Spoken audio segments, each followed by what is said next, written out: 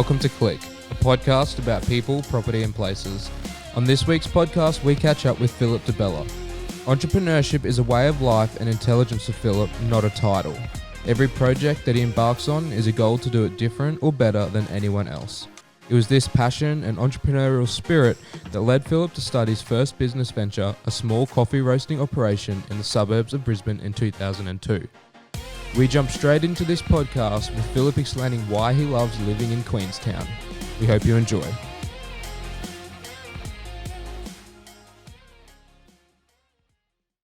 I love Queenstown, so I call Queenstown my happy place. We bought a block of land there on our first visit about 14 years ago, and it was a dream one day to build, and we were fortunate enough to do well in business. And when we sold, I had the money to build an amazing house, and it's just beautiful. It's all about nature. It's got a lot of flowing water.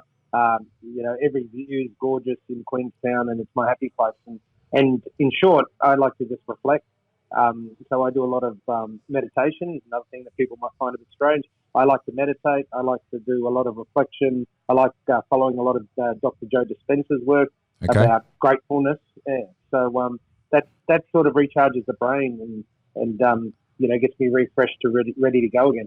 Right, so we're going to learn from you as much as we can in a short space of time. Tell us, Joe Dispenza, what are the books? What's some of the works that have inspired you? Yeah, well, I got onto it from my wife. It does, Joan is a mindless coach background in org psych, and she's been to a lot of his seminars and that. But I follow him up on Facebook and love seeing some of these videos that he posts and the rest of it. But his whole thing is about keeping it simple. His whole thing is about the brain knows there's no difference between what's real and what's not. So the importance of talking to yourself positively, the importance to address any ill feelings you have. But his real standout takeaway for me is that the brain doesn't know the difference between, the subconscious and the consciousness is no different. And you can do that through an exercise, which I do sometimes in workshops. And for the listeners, if you really think, well, how does that work? I'll give it to you in 20 seconds.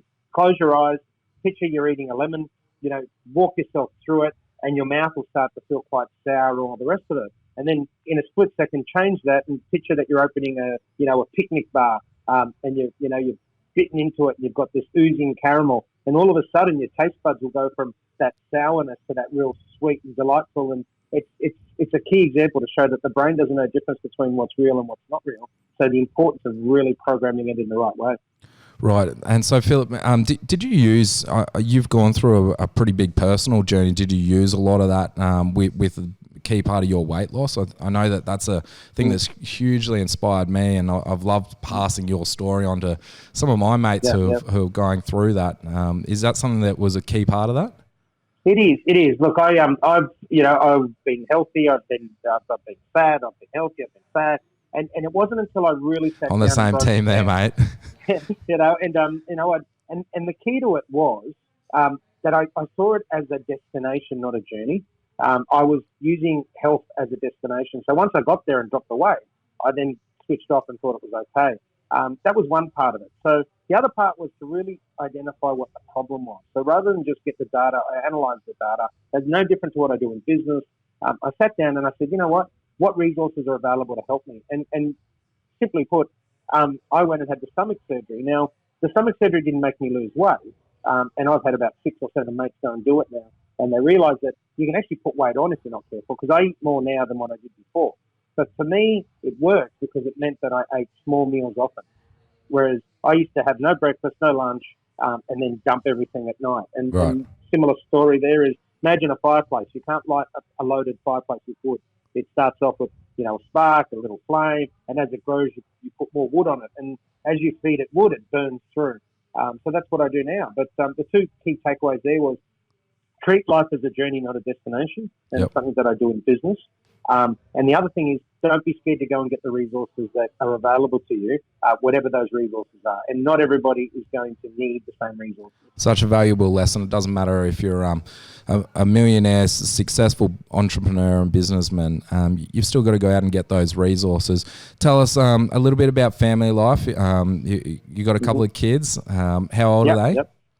Yeah, so 11. Annika's 11, my daughter, and my boy's 9. and they were I always say I became a better leader once I had children, because they teach you things so much about yourself that it's not funny, and it's the biggest responsibility we'll ever have, right? Is to be the caretakers, because we never own our children, we simply look after them, right? And that taught me to be a better leader with my team. But what it also did was it was a catalyst of me deciding to sell the business, because I grew something that I thought would just be, small and nice and easy to manage, to be a monster. And I was traveling 3 weeks a month. I wasn't seeing my kids, and there was this whole destination. So I went, no, now it's going to be about the journey. So, my kids were the catalyst for me to say, I now work school hours. So I go hard in between. I probably pull out the same amount of work as anyone would in a year, but I do take 3 months a year off and spend time with the family. Yeah, I love that. And so you sold the business, when was it, in 2014? Yeah, you signed the SPA in 2014, but I didn't finish till 30 June 2017. I stayed on to achieve what I'd mapped out in our strategic plan. It was a very, very successful. And those last 3 years, we had 20% year-on-year growth. Wow. So 3 big years, amazing team. I could never have done what I achieved without the most amazing team possible. Phillip, wind us back just before you started business, and I know that often when I talk to entrepreneurs, when they start, they started when they came straight out of the womb, But wind us back before you started your actual business, of Di Bella Coffee, and what were you doing there? What did it look like? Were you just an entrepreneur doing anything you could, or what was your life like? So I'll start with entrepreneurship. To me, is a way of life. It's intelligence. Not a title, right? And it's there's an innate instinctiveness about people that have entrepreneurial intelligence. It's all about having a vision. It's all about being passionate. It's all about knowing how to create a brand. They're the key takeaways to an entrepreneur, to the whole entrepreneurial intelligence mindset. I was that from a young age. I would always look at things different. I had a very humble upbringing, son of migrants. My dad had $450 a week, but I had an amazing life. We didn't go on holidays, but geez, we had great family times. We had barbecues together. We played. We kicked the ball around. All the simple stuff. But I used to play the drums, but my parents couldn't afford the drum kit. So I used to set up buckets and get anything I can and put it around me and go and get some, obviously I had drumsticks because I used to drum at school, and I'd play the drums. And then, we didn't have the money to be doing stuff, so I'd just create. We didn't have a pool, so I had a trampoline. So I'd, 3 of us would sit on the trampoline and fill it up with water and bounce around. And so this whole concept was, to me, entrepreneurship, the mindset of intelligence is all about, creating something different, but not being limited to resources. So the concept of a great entrepreneur to me is somebody that does something different, but knows how to create resources to do what they need to do. They look at something. And if you think about it, children have to be entrepreneurial, otherwise they don't learn. Right. Right. You give a child a box and they come back with a cubby house. You give them something and it's made, a telescope. I mean, they're so entrepreneurial. It's not funny. Otherwise, they wouldn't learn. So everybody has that. It's just others have an instinctiveness to tap into it further. I come back now and I look at my parents and I said, my dad used to work on Sundays because, he worked at the Royal Brisbane Hospital as a yardsman. He got paid double time and he still only had $450 a week. But geez, he did a lot with that $450 a week, We had an amazing lifestyle. We ate great food, but we had to miss out on other things. Now, as I was growing up, my number one go-to was that I wanted to be in control of my own destiny. My dad always said, be the best you can be, something that I talk about now. And don't be limited to resources, create the resources you need and do more with them. So before I started Di Bella, I was actually working in a cafe that roasted its own coffee. And the bottom line was that I was actually working there and I learned what not to do in business. Because had the owner of that business been entrepreneurial, been, a person who wanted to push themselves, I would have been there working for them longer and build a business for them. But because they didn't, I thought, you know what, I'm going to go start my own and I'm going to do it different and better and I'm going to create resources. But more importantly, I'm going to create opportunity for great people. So what grew as a one-man startup in 2002 became the largest in the country with over 100 staff. Phillip, is it? I love hearing that, and I've got 3 kids myself. When I think about my entrepreneurial journey and that creativity that comes out in kids, what is it that stops that? Is it the parents that, or is it society that puts fear into? Why do we lose? Yeah. And why does society lose that entrepreneurial nature that we have as kids? Yeah, awesome question. Because the simplest answer is we're programming them. We come back to that subconscious and conscious mind is it's language. And through the Joe Dispenza work, I'm very careful that I don't say to my kids, don't do that. I'll ask them a question that said, should you be doing that? So it's simple stuff.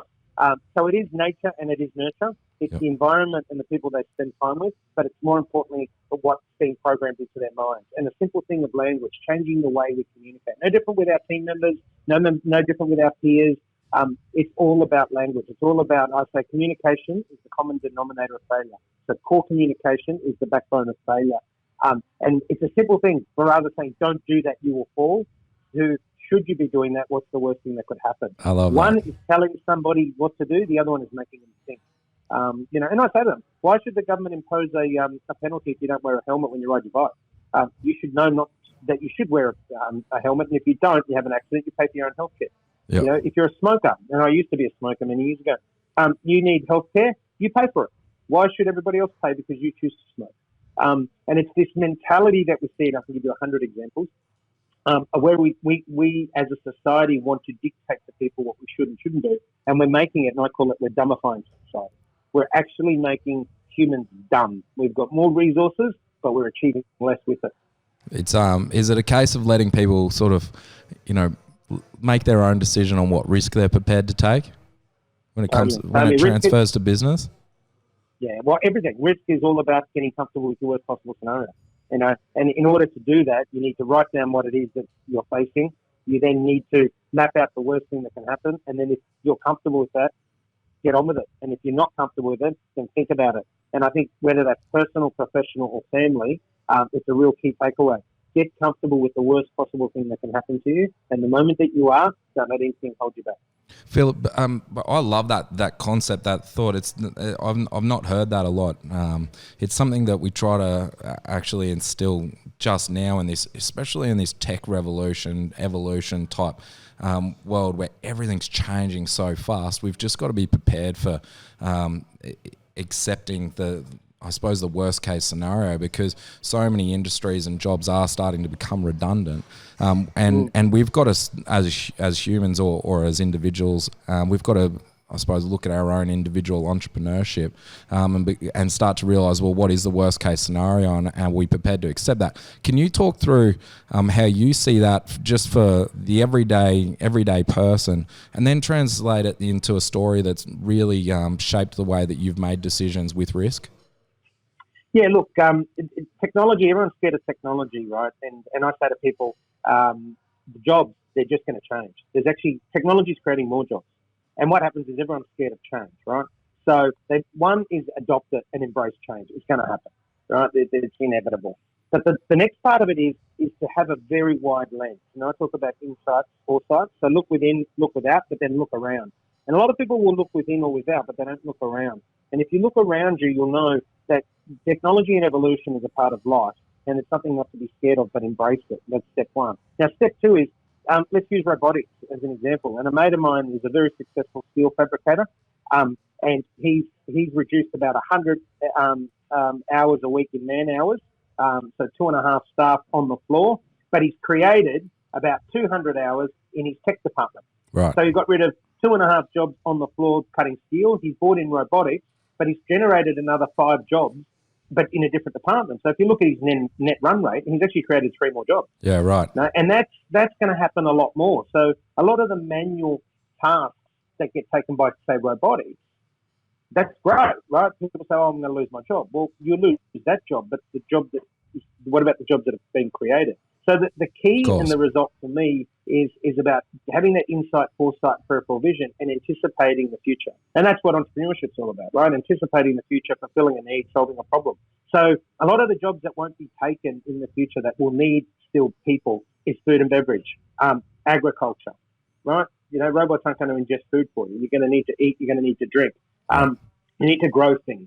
Agriculture, obviously doctors. But the other creative stuff, the creative roles, marketers are so important, because you've got to be able to tell a story. You're going to have to be able to build strategy, which is a traditional role of a marketer, not advertising as such. So for every job that gets taken away in one area, you'll find that 1.5 or 2 jobs will get created in another area. So it's not about the jobs that don't exist; it's about what type of job exists. Right, of course. And looking to, I suppose, just increase that productivity in your own business if you are removing resources around in terms of people. Let's change gears a little bit. And I love asking people about their property journey. Somebody that's come from an Italian migrant family. You grew up in Brisbane, if I'm right. Yes. There. And what sort of property? I mean, you talked about buying property in Queenstown, but what's your property journey been like? Yeah.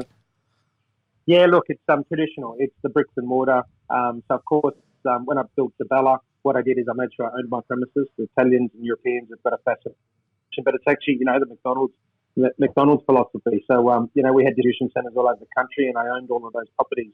And still do own a lot of them, sold some and kept others. But it is traditional bricks and mortar. I wanted to have a go. My number one thing on my university card was to do commerce, and my number two was construction management. I got my first one, so I ended up with a commerce degree.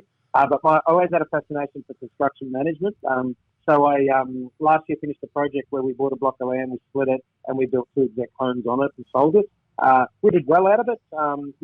We didn't make a mozza, but we didn't lose money. We did okay. We got caught in a little bit of a downturn, but it was the process. It was the journey, not the destination. It was something I wanted to do. It gave me an appreciation for what goes into, the investment side. We've built 3 houses to live in ourselves. That's been interesting. We own commercial real estate. And the best lesson I can tell you is that I would never buy off a plan again. Okay. So I bought some commercial space and apartments off a plan of a developer, and I would never do that again because I do prefer to see what I'm buying. I bought it well and a good price and looked after me, but the product wasn't what I thought it would be for the finish. So that was a lesson for me to learn. And see, it comes down to because I do a lot of that reflection. Is I'm a visual learner. So I'm an auditory and visual. My wife will say, if you give him a set of instructions, you'll throw him in a bin. I always used to say instructions are for salamis, right? I don't have the patience to sit there and read something. Whereas I'll watch somebody do it or I'll listen to them explain it and I'll do it by trial and error. So that's the why and why I wouldn't buy off a plan. I'd rather see it, touch it, feel it, experience it and say, yep, I want it. So that's been my property. It's quite traditional, but I've done, we've got a fairly successful property portfolio. I prefer the property over shares. I do have a good stockbroker who looks after my superannuation portfolio, and he does well there for me. But I do prefer the property over shares. But I do like your traditional property. Do you remember what it was like? Did you grow up in a family that that bought property? Were they, or did you grow up in? Didn't have the money. Yep. Yeah. Okay. So what was your first what was your first property like? Was it your first home, or was it that commercial property? Yeah, no, it was first home, so I bought an apartment. I had my parents were great. Like I said, they didn't earn a lot, but geez, they did a lot with their money. Yeah. They paid for my university. I was working full time as well as studying full time. So I was able to pay off my first property. It cost $130,000. I paid it off in 4 years because everything went to it. And my parents were, obviously funding me. So it was an apartment. Then I sold my apartment to buy my first commercial building, which I still own, which I'm sitting in right now. Actually. Cool. Awesome. 82 Abbotsford Road. So, I sold my apartment and I did the illegal thing. I actually slept in the warehouse, supposed to apparently. We won't tell anyone. But anyone that asked, I slept in my parents' place, But, I sold my apartment and bought my first commercial building. And, and obviously that was a great investment. I paid $330,000 for it. It's probably now the one building's probably worth about $2.5 million. Yep. It's been a journey, and for me, it's been watching. I like looking, learning, and watching, but I like learning from people that fail as well as those that succeed. I say that if you're looking at people that are successful, you'll learn a lot. But if you just try and copy them, then you're going to be the fake Louis Vuitton, and no one likes fake Louis Vuitton. But you learn more from when people get things wrong, because if you're able to have a look at the data, analyze that data, and then build strategy to make sure that you don't fail. You can come out with some quite original ideas. And that's how Di Bella was born. I mean, there was 1,500 competitors when I started in 2002. I wasn't the first to bring coffee to the market, but what I did do, and I was the first to do in Australia, is provide service. So I turned a commodity business into a service business, and that's what made us famous. I mean, we used to say to cafe owners, we're here to help you make money.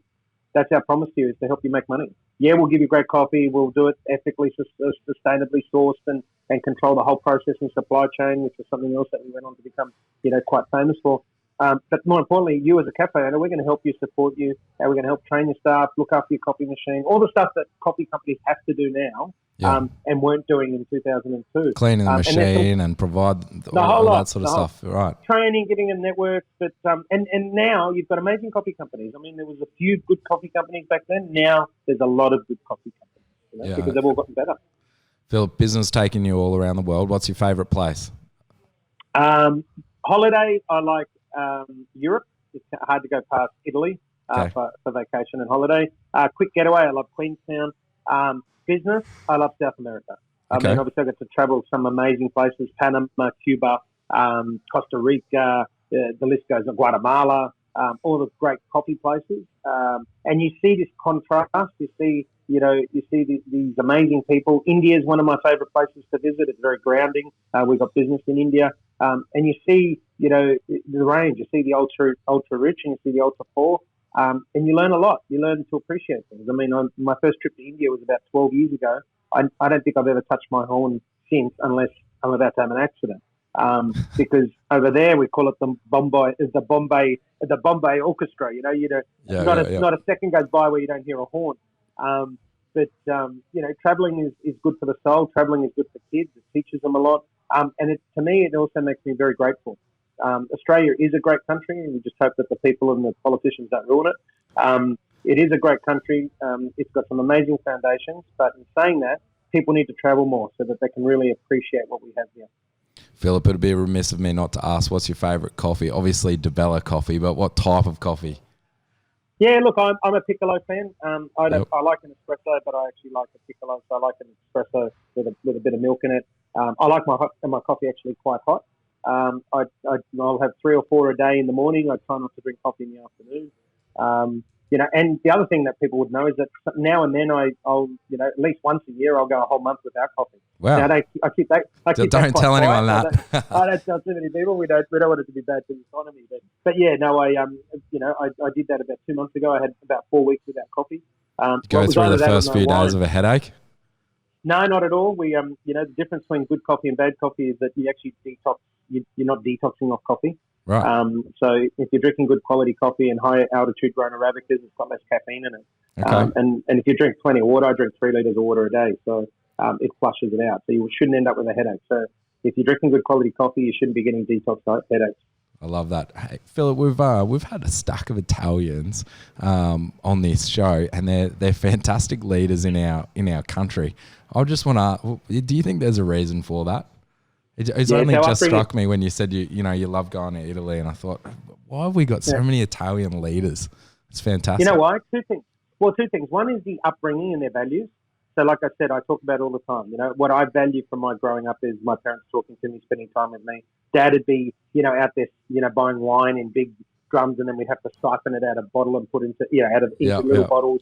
My mum would be buying boxes of olives, and we'd be cracking them with a brick to make olives.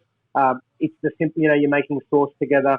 So it's the values that they instill, this passion about small things, this caring community, people.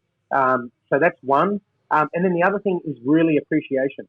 So like my dad tells, my brother and sister were born in Italy, and I'm the last child, the third child was born here 11 years later. My dad says 4 people coming from Italy with 1 suitcase. We spent 3 months on a boat, of which 10 weeks he was sick as a dog. Yeah. He says, we came here, we didn't know the language. We worked our asses off. We worked in community. Even now, like I said, even when he was earning $450 a week, he'd give $10 to the Heart Foundation or $10 to the Leukemia Foundation. So it's the values and the appreciation. And it's not just Italians, it's Greeks, obviously. It's anyone that's migrated comes here and do quite well because their values and their appreciation for the country and what they have, and more importantly, what they didn't have. So there's none of this expectation of help. There's none of this expectation of, they're owed something. They really go and get what they want. And I find that, I've got a lot of successful friends, older and younger, that have that same, and you look at the common denominator, it's the values that they were brought up with, that they were instilled, and values of the people that are around them as well. Right. And it's the appreciation that they have and what they didn't have. Thanks so much for joining us, Phillip. It's been fantastic to get to know a little bit about you and some of the things that I suppose are guiding for you. So thanks very much. We'll chat to you soon. All the best. Thanks, Josh. Thanks, Josh. Bye-bye. Thank you. Bye. Bye. Thanks for listening to Qlick. If you want to keep up to date, make sure to subscribe or sign up for our mailing list at qlickpodcast.com. You can follow us on Instagram and Facebook. Fresh pod every Friday, blog post fortnightly, video content weekly.